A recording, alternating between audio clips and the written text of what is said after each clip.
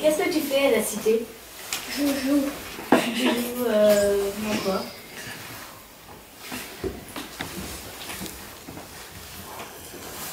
À la cuisine. Et comment est préparé et par qui est préparé l'anniversaire du centre social? Alors, l'anniversaire du centre social, j'ai envie de dire, c'est l'affaire de tous. Il est préparé d'abord par les habitants et pour les habitants, mais aussi tous les salariés sont sur le pont, les administrateurs du centre social, les partenaires aussi du centre social qui travaillent d'arrache-pied pour préparer ces 50 ans.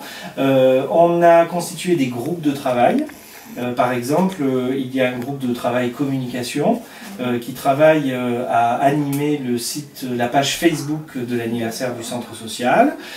Tu as un groupe qui travaille sur les 50 ans passés et à venir du centre social, c'est-à-dire qui retrace l'histoire du centre social et en même temps, qu'est-ce que sera le centre social dans 50 ans. Tu as un groupe qui travaille sur l'animation d'une grande fête qui aura lieu le 27 juin avec des animations au cours de l'Assemblée Générale. Et puis, comme le centre social, c'est un centre social intercommunal, les habitants ont souhaité aussi que le centre social aille par des animations délocalisées dans les villages pour aller vers les habitants et que tout le monde fête cet anniversaire. C'est vous le centre social? Oui, bien sûr, pour la bonne raison que j'ai assisté à l'inauguration en 1964 parce que je faisais partie du comité de la Croix-Rouge et c'est la Croix-Rouge qui se tenait au centre social route d'Avallon. Quel service connaissez-vous? Mais je connais tous les services parce que je travaille au centre social.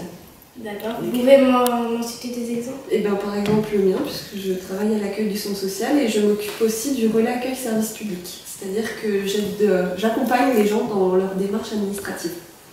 Il y a aussi l'accueil de loisirs qui s'occupe des enfants de 3 à 12 ans, le relais assistante maternelle pour les enfants de 0 à 3 ans, le secteur ado pour les enfants qui sont au collège, la famille, les seniors, enfin voilà, il y a plusieurs services. Quel service connaissez-vous? Alors, au centre social, qu'est-ce qu'on peut y faire? Alors, il y a en fait la garde pour enfants, il y a la bibliothèque, il y a même un vestiaire, je crois, où on peut ramener des habits. Est-ce qu'il est utile d'après vous? Bah oui, il est utile, bien sûr qu'il est utile parce que dans nos villes, et puis encore plus dans nos villages, on a besoin d'organiser la solidarité entre les habitants. On vit tous ensemble, les plus petits, les plus grands, les plus âgés, les très âgés même. Et c'est bien d'avoir des gens dont c'est le métier qui s'occupent de faire en sorte que ces gens vivent mieux ensemble, se retrouvent, s'entraident. C'est bien aussi parce qu'on est loin de Nevers, on est loin de Dijon, on est encore plus loin de Paris. Et il y a beaucoup de choses qui se passent dans ces grandes villes. Et donc le centre social, ça permet aussi d'être une sorte de relais entre ce qui se passe dans les grandes administrations, pour ceux qui nous envoient des tas de papiers par exemple, pour bien les comprendre, pour bien les déchiffrer, le centre social il est utile. Et justement, il a mis en place un outil qui s'appelle un visio-guichet, qui permet de voir les gens de ces administrations qui sont très loin, sans que tu aies besoin de prendre ta voiture pour aller régler tes papiers à Nevers ou ailleurs. Trouves-tu le centre social utile? Bah oui, je trouve qu'ils sont très utiles parce qu'ils mettent un petit peu de vie dans le canton, notamment voilà, ils font des animations pour les plus jeunes, les ados aussi, pour tout ce qui est aide à l'accompagnement scolaire également, ils aident les gens pour trouver un logement, dans toute leur démarche administrative aussi, et aussi voilà, ils aident pas mal de monde en fait, ça prend. Et qu'est-ce que vous pensez qu'il manque au centre? Bonne question. Qu'est-ce qui manque au centre? Plus d'équipements et une grande salle d'activité.